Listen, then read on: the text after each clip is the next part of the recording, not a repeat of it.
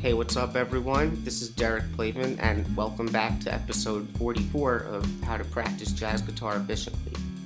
Now, if this is the first video that you've ever seen on this channel before, I would recommend that you go back to episode 1 and try to watch them in order. I know that they're long, but if you want to benefit the most from this channel, that's what I would do, because this is like a free online jazz guitar course that unfolds in a logical sort of manner and just keeps building upon itself. But since you did click on this video today, maybe check this one out first and see if you like it, and then you can take it from there. So, I know that I said I was going to be finishing this topic today of simplifying the harmony when soloing over the changes, but that turned out to be a lie because I realized the other day that there's another example that I want to show you after this one. Obviously, we can't dive into all possible harmonic situations and how you may approach them in just a few episodes, but I think I've given you already a lot of good fundamental stuff to start with that really tackles a good amount of what you need to know when it comes to functional harmony. And you should notice that a lot of the stuff that I've talked about in the last few videos is applicable to many other tunes and examples. And that's kind of the point of all these videos, to be able to isolate and identify these common harmonic progressions that we find in all these songs and just know how to approach them already, so that you don't feel like every new tune that you learn has a completely unique harmonic blueprint, if that makes sense. And, you know, I think it's important to remind you guys that even though I've been obsessing over harmony these last few videos, and if you didn't know me any better, you may think from these that I'm this guy who thinks that harmony is the primary, ultimate definitive answer to how you make music. However, I believe that it could be extremely beneficial to have a good understanding of what the harmony is for the music and what it isn't. It's basically, like I've been saying, that it's really all the phrases and melodies and vocabulary that I might be hearing in my head that primarily dictates what I may actually play. And an interesting thing that I've noticed that I think kind of alludes to what I'm saying here is that when I transcribe some great solo that I really think is awesome, oftentimes when I analyze it, it turns out that the harmonic analysis of whatever it is really nothing special to me at all. And it pretty much turns out to be the most regular version of exactly what you would expect a harmony to be, even the most hippest sounding stuff. Meaning that there isn't really much use of any sort of, exotic mode that may be related to what the more basic tonality actually is, or any kind of fancy substitution. And in reality, the thing that actually really makes it cool is the phrase itself. Anyway, that's all I'll say on this for now. I won't have to ramble about this stuff again in the next episode now.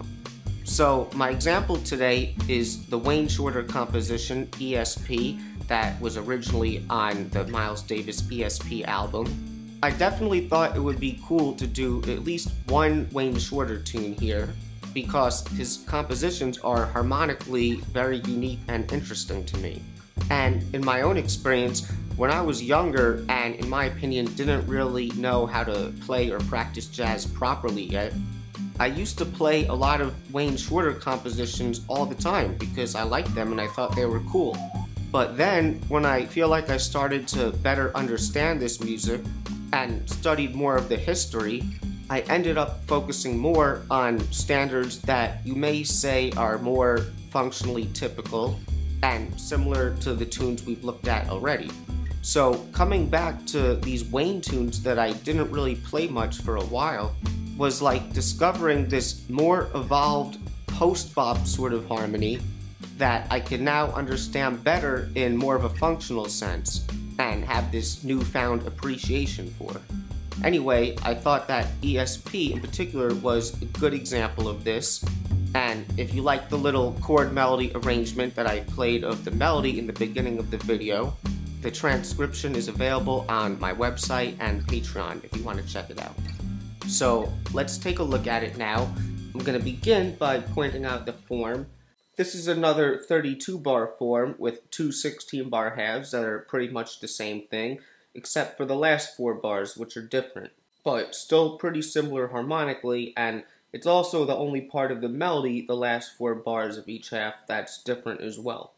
Now, as far as the chords shown in this chart here, luckily I can say that I pretty much agree with all of it. The only thing that I may choose to write differently is the E flat 7 sharp 11 in bar 10. I would say that it's a major 7 really, as opposed to a dominant 7, but it's honestly not that significant of a difference, in my opinion at least, within the context of this song. Now, I don't know who's watching this video and if you've played this song before, or even if you know it, but you may have possibly thought before, or even now just looking at the changes, that the chords maybe seem to be a little bit more perhaps random or non-functional than usual, and therefore harder to improvise on this tune, especially at the fast tempo that it's typically played at. But if you could understand the harmony here, you may find that it's simpler and more logical than you may have thought. And in a way, a lot of it can actually, in my opinion, be seen as more of a modal tune similar to So What or Impressions. So the first thing that I want to point out is that the whole tune pretty much for the most part, except for a short bit, maybe bars 7 through 9 or 10, should be generally seen as being in the key of F major, but also being very aware of the relative minor key D minor. Although you will see that there are several other harmonic variations that you could use to approach the harmony here at various points, it will really help to keep a basic foundation of F major in your head. So, knowing this, let's first just try to relate all the chords in this tune to the key of F major as best as we can. First of all, although not at the very beginning, we see that there's an F major 7 early on in the tune in bars 3 and 4. And, in the melody, it may specifically be more of a F6-9 chord, something like that. But I'm fine with the way it's written here. It's just our basic tonic major chord. And we could use this as a reference to see how the other chords around it relate. So, in this context, because we have the tonic chord in the second half of the first 4 bars, and because the chord before it is something dissonant like an altered dominant, we can understand this progression in the first 4 bars as being some sort of tension and release cadence progression. We just need to understand how the chords relate. So the first chord is really more specifically an E7 sharp 9 sharp 5 chord, this. And its easiest way to explain its relationship to F major is to start by just thinking about tritone substitution. E7 is really just the tritone substitution of a B flat 7. If you've got E7 here, this is your B flat 7. And within the key of F major, we can more clearly see the chord B flat 7 as being a 4-7 chord in the key of F major. We should know that although the truly diatonic 4 chord in a major key is really a major chord or a major 7 chord, this is just a common variation of the 4 chord that may be a little bit more related to a bluesy kind of sound. And we essentially still have the same basic 4-to-1 cadence happening, functionally speaking, just with a unique expression of it. So, the more common sounding diatonic version of this progression would be something like the 1 major chord, like a F major, going to a 4-7, so I might play like a B flat 13, back to a 1, and that sound is a little bit more familiar. We have that in tunes like On a Clear Day, You Could See Forever, when it goes like, 1 major, and then, 4-7, back to the 1, right? But instead of having that B flat in the bass, if we literally keep the other notes of the 13 chord there and just switch the root note with E, there's our progression that we have in this tune. This isn't the only way that these chords relate. We'll look at more later, but it's the most basic and functionally related that's important for us to start with. Now, what happens next is interesting. We go back to the E7 sharp 9 sharp 5, so we can interpret this as going back to the 4 chord essentially. But it's also approaching an E flat major 7 chord, and if we thought of that as the tonic center or the 1 chord, E7 is the tritone substitution again of B flat 7, but B flat 7 within the key of E flat major is the 5 chord going to 1 instead of a 4 chord, but instead of B flat, we have E7 going to E flat major. So, to our ears, in a way, it's kind of simultaneously acting as a 4 chord and a 5 chord in 2 different key centers. I don't personally think that this is that significant of a point, but it's interesting to note situations like this when it comes to understanding the logic of any harmonic progression. So, essentially, because of this dual sort of function that's happening, the ear, in my opinion, doesn't truly hear the modulation until it lands on the new tonic in the next bar. And this would be the only part in the form, like I said before, that I think is really going to a different tonal center other than F major. Moving along, we then go to a D7 altered chord, which again is like a 7 sharp 9 type of sound in this song. And then we go back to what I believe should be more of a E flat major sound, not dominant. And we could see this relationship as basically the same thing as what we had before with the E7 and F major. The D7 is again a tritone substitution of the 4-7 chord in the key of E flat now, and that 4-7 would be A flat 7. So, because we already talked about this relationship, there's nothing else to really say about it. From here, we basically have the reverse progression as what we had before, with the dual functioning E7 chord to logically cadence us back to the key of F major as another 4-to-1 type of progression in that key again. So the rest of the tune is actually more typical. We can see that we have an E flat major 7 chord again at the end of that bar. But the thing is, we're approaching a D minor next, the relative minor of F major, which came right before it, and basically the same sound. So because of this context, which also considers the fast tempo, we wouldn't really have to worry too much about hitting that change when we're soloing, and it's essentially a passing chord. I'll say a little bit more on this chord later. So now we're only left with the two last 4 bar ending variations, and these are very familiar, typical kinds of progressions.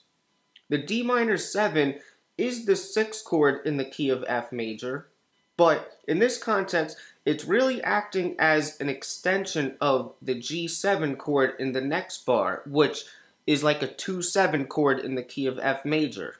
So even though we get a D minor chord in both of these situations, to our ear, it's really acting more as a 2 chord in the key of C major versus a 6 chord in the key of F major.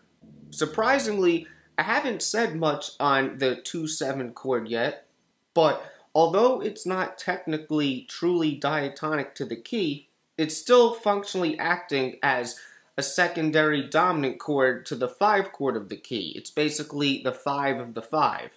And we could say that it still works cadencing to the G minor 7 chord first, which is pretty common because, again, G minor 7 is just an extension of what the actual dominant chord is in the key of F major. It would be C7, and basically we're 2ing the 5 again, just in the actual key.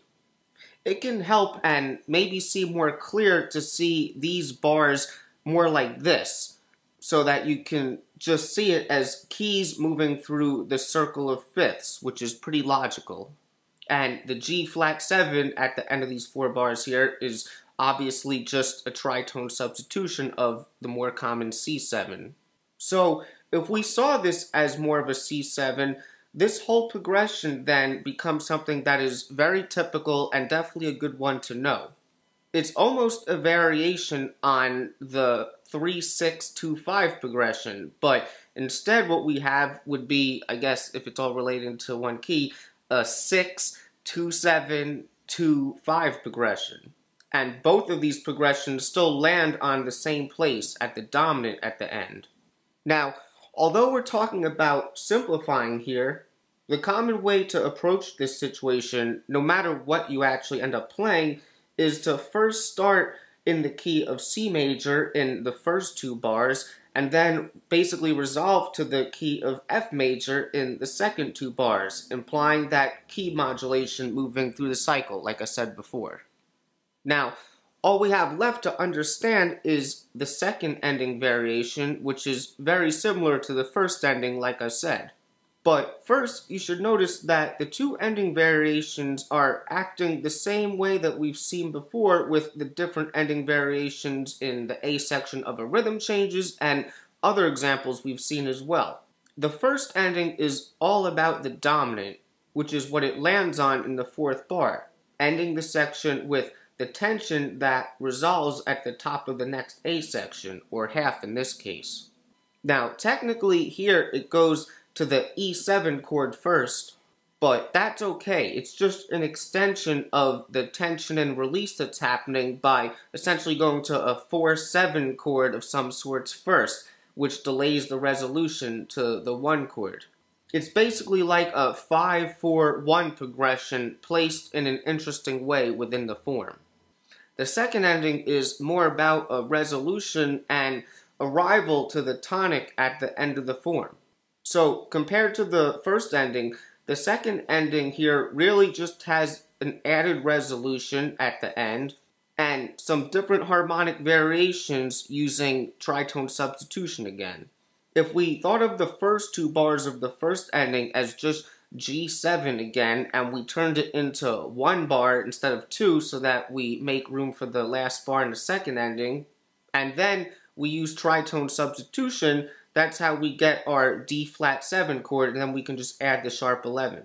Then, for the last 3 bars, all we have here is a basic 2-5-1 progression in the key of F major, but for the bar that has the 5-7, instead we use the tritone substitution again, which would be G flat 7, but we're also inserting in before that the 2 of that 5, of that tritone substitution. So, as you can see, a lot of this functionally relates to the key of F major in common sorts of ways.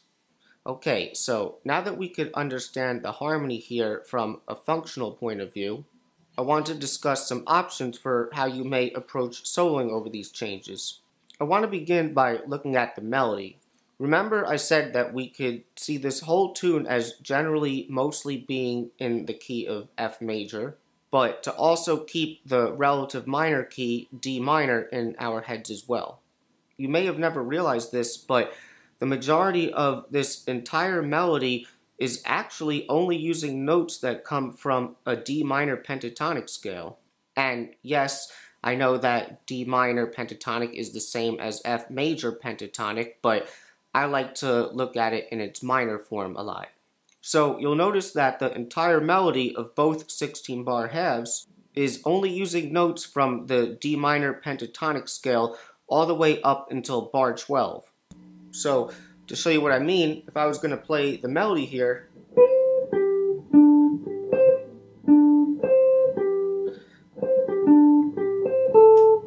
all D minor pentatonic still.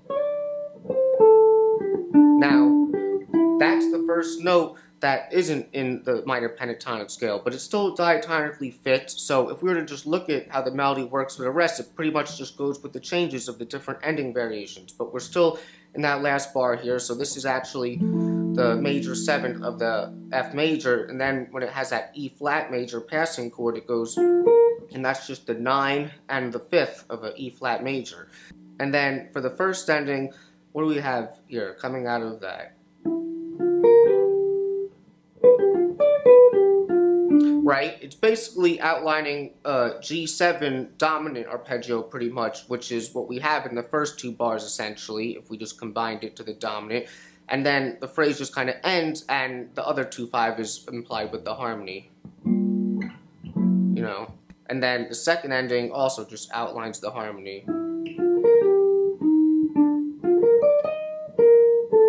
Right? Now, we already discussed a little bit how you may approach these different ending variations, and we said how they're common functional chord progressions. But just to give you a little something, again, for the first 2 bars of the first ending, no matter what you play, even if you're thinking of it like a 2-5 line, you're playing something that is really diatonically in the key of C major, and then the second 2 bars you go back to being diatonically in the key of F major. So, regardless of things like the tritone substitution or whatever, it's a pretty straightforward progression to approach. And then for the second ending, you know, it's still pretty similar, but if we look at the tritone subs and consider different movements like I was talking about last episode, you know, D flat 7, if we were to 2 that 5, we'd have A flat minor, right? So we can think of it as like A flat minor 7 arpeggio, and then we have a G minor 7, so we can just bring that down a half step, and then we have the tritone sub of the next 2 5s, so it's like D flat minor to G flat 7. So if we thought of it as D flat minor, we can just think of it like that, because we had, you know, A flat minor, G minor, and then the D flat is still right there. You can also go back to thinking A flat minor, because that's the 5th of that minor, which also works. We've talked about that before. But either way, then you could resolve to F major, which is D minor pentatonic. So you get a lot of this chromatic motion. So again, if we were to come at it at the beginning of the second ending,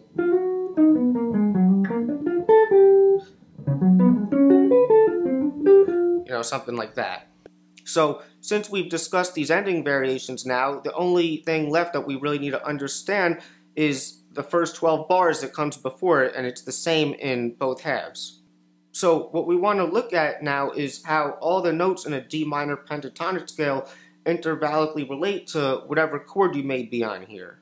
So if I just start with the tonic F major sound again, this one is pretty obvious. We know that the D minor is just the relative major, and it gives you, you know, that F major 6 sound.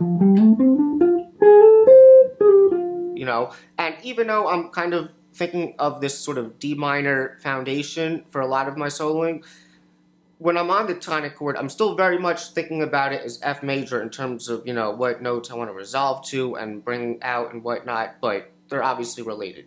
Now, for the E7 sharp 9, if we were to look at what the notes of a D minor pentatonic were over that chord, and I can even play this open E note here to give you a sound, we would have the flat 7, we would have the flat 9, the sharp 9, the 4 or the 11, and then the sharp 5. So this clearly does give us an altered kind of sound, but I'm going to say more on this in a little bit.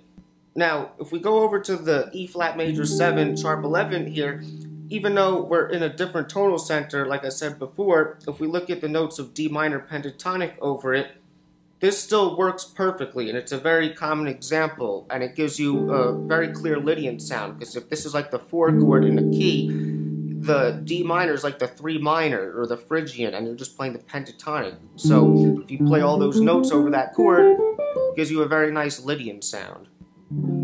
Now, for the D7 sharp 9, I don't like to use the D minor pentatonic over it when I'm soloing, and I'll explain a little bit more on that after. But if we did kind of look at the notes, it really just gives you like a D minor sound over it. And if the harmonic instrument is playing a dominant with the sharp 9, you'll kind of create that rub between the different thirds. So it can be cool, but I don't really think it's the best choice in this context to play over that chord within this tune.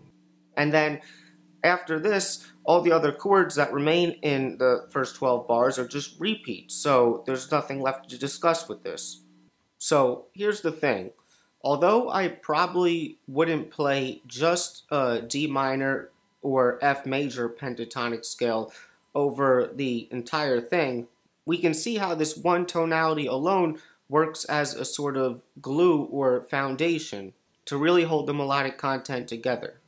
And as you'll see in a second, one of the easiest ways to approach these changes is to stay in this consistent tonal center and only have to make slight adjustments that may be similar to the movements I was talking about in the last episode in order to imply any subtle harmonic change that may be happening.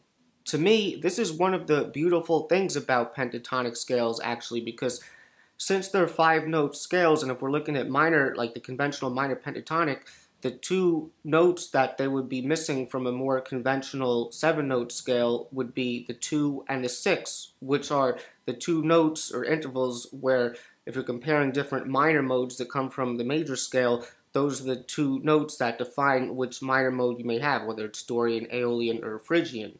So because of this, because we're missing what would be the 2 more specifying notes in any particular minor mode, we're able to perhaps create a more consistent sense of melody by only using notes that would work over all of the chords and not having to shift between more specific variations in tonality. Like I've said in some of these other videos, I think that it can often be the chords themselves that create a sense of harmonic motion and interest within the context of the entire band, as obvious as that sounds. Now, having said that, there's still a few things that you could do to imply different harmonies as you move through some of these changes. So let's first look at the relationship between the E7 sharp 9 and the F major. Like I said before, E7 is the tritone substitution of the B flat 7, which is the 4-7 in the key of F major. And if we were to, it's not the actual 5 in the key, but it's like a dominant. So if we treat it like that and we were to 2 that 5 of the B flat 7, you would get F minor. So between these first 2 chords, you can kind of see it as a simple movement between F minor going to F major. And you can think triadically. You don't have to,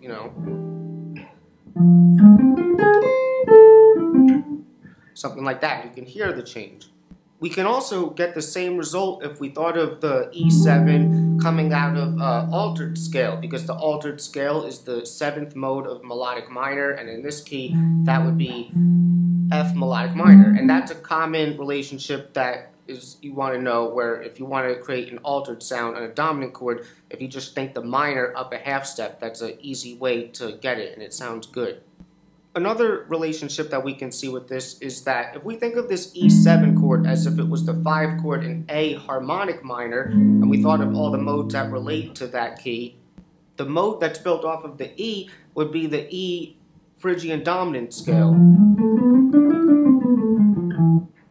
Now, the interesting thing about this way of looking at it is, in that scale, if we thought of E as the root, it doesn't have a sharp 9. It has a major third, it has a flat 7, so it is a dominant chord, it has a flat 9, you know, so it does have somewhat of an altered sound or a flat 9 sound associated with it, but within the context of how it resolves to the F, it's still the same. And the other interesting thing that kind of ties it together is the mode that is the next one up in that scale. So if we thought of it as F to F, the mode is F Lydian sharp 9, right? So that's also just a unique flavor of a major sound. So we can say that through this specific mode or tonality, which we can see as either E Phrygian dominant or F Lydian sharp 9, we can sort of use that mode as a consistent sound that would work through both of those chords.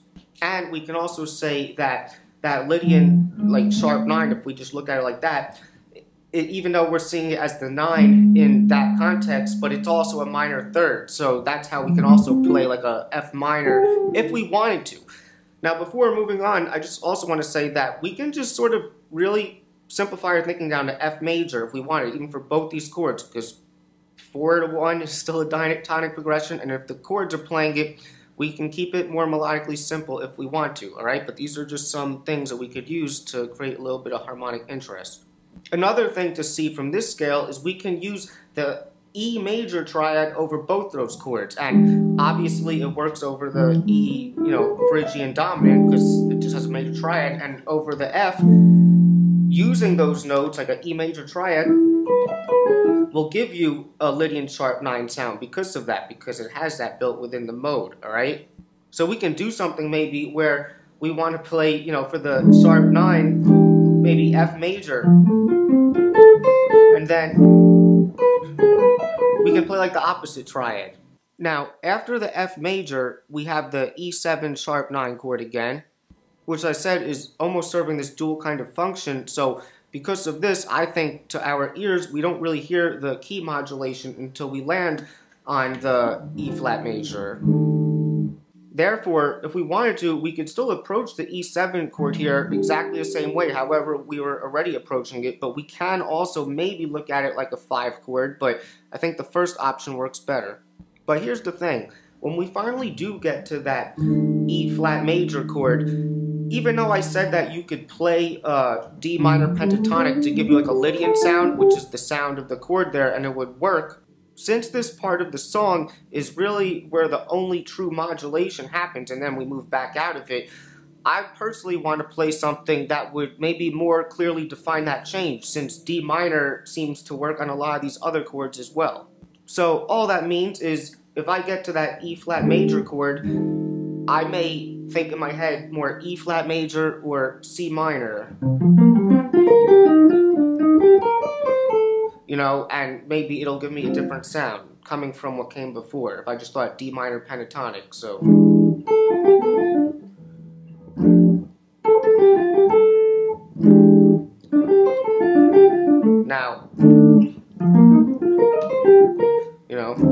now on the D7, and this is what I was saying before, that D7 chord that comes next relates to the key of E flat major. So I don't really want to play something different, because to me we're still in the land of whatever I was just doing and not D minor pentatonic. So that's really why I don't want to play, D7 pentatonic or D minor pentatonic there. And then when I get back to the E flat major, and this is the only thing that I think is really subjective to me, like I can still stay on the E flat major sound like I was just doing there if I wanted to, but when I reach that chord again, I like to then go to D minor, which does work over it ironically, but I want to start to imply that change back to the other tonal center, F. So that's why I said earlier, I think the modulation either really goes to either bar 9 or 10.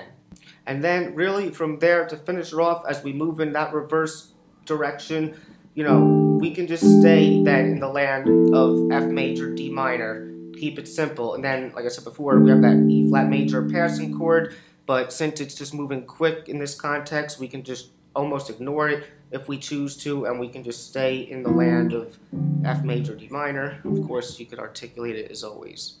And then from there, you finish off with the more conventional variations in these endings that, we talked about before. So, I know that may have seemed like a lot, but I hope that this could really be helpful and clarify a lot of things for some of you guys. So, if anybody has any questions about this or anything that they want to say, please put it in the comments. I'm here to help, and I'm just going to leave it there today, alright? So, in the next episode, hope you're ready for the next episode. Hey, we're just going to continue this topic again. I know that I said today would be the last example for this topic, so who knows, but I'm pretty sure the next one will be the last one, alright? And I think you'll like it. So if you guys enjoyed this video, I would appreciate it if you gave it a like and consider becoming a subscriber, as well as a contributor to Patreon, where for $5 a month you get all the PDFs that are always coming out on this channel. And if you think anybody else would enjoy this content, please share it with them as well. And I will see you guys in episode 45. Swinging and playing the blues. That's what we about. I try to help you.